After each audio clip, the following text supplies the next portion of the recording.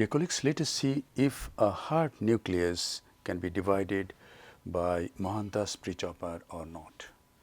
This is a hard cataract, but with stereocoaxial illumination it is appearing not so hard at this time.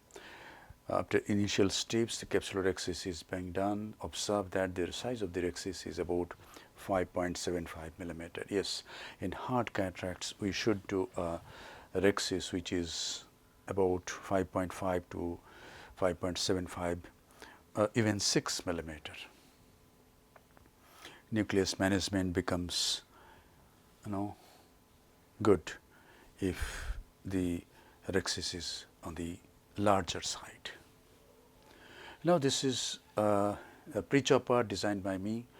The Prechopper engages just in front of the main wound, and the sustainer hooks the opposite equator, and the two instruments come to each other, and yes, I could divide this nucleus into two heminuclei by this Prechopper. And once we divide the hard nucleus into two pieces, the job is more than 50% done. We just have to hold each heminucleus and divide into smaller fragments and manage the case.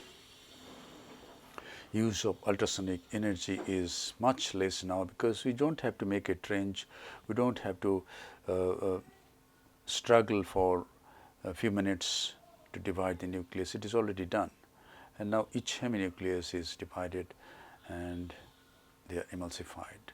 Ultrasonic energy being used is about 70%, flow rate is 45 ml per minute, and vacuum is 450 millimeter of mercury.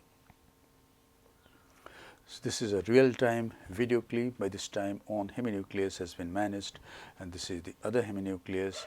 It is divided into two pieces, and each piece is emulsified. If necessary, the larger fragments are subdivided into smaller pieces. So by the Prechopper which I designed, known as Mohanta's Prechopper, it is possible to divide hard nucleus into two heminuclei. Thank you very much for your attention.